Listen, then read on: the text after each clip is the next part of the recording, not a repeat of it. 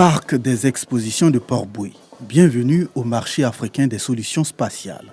Ici, les stands sont pris d'assaut par les visiteurs, curieux de voir ces engins qui sortent de l'ordinaire. Une aubaine d'échange pour les exposants. C'est plus la peine d'aller chercher ailleurs. Ici, depuis la Côte d'Ivoire, nous avons la possibilité de fournir des solutions qui répondent aux exigences des marchés vraiment internationaux. Mais la vraie attraction ici, c'est la présence de l'armée ivoirienne, avec plusieurs stands d'exposition. Ces systèmes permettent d'optimiser nos opérations en mer.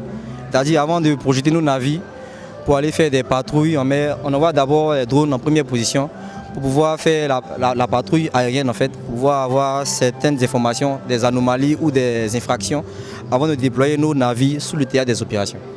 Ça nous permet vraiment de pouvoir optimiser nos opérations au niveau du carburant, du personnel et tout.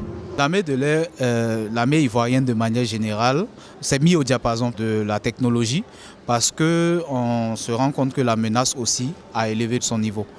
Donc nous montons notre niveau de technologie afin de pouvoir traiter ces différentes menaces-là.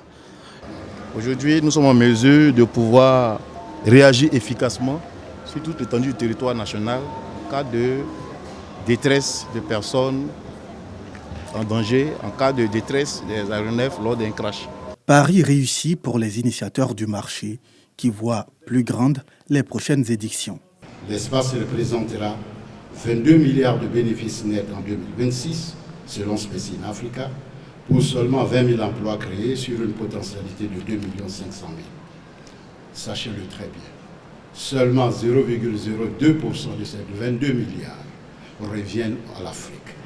Tout cela est détenu par les multinationales et les compagnies étrangères. C'est cette lourde tâche que votre serviteur, à la tête de l'Agence spatiale africaine, se doit d'inverser. Cette tendance, oui, nous pouvons l'inverser.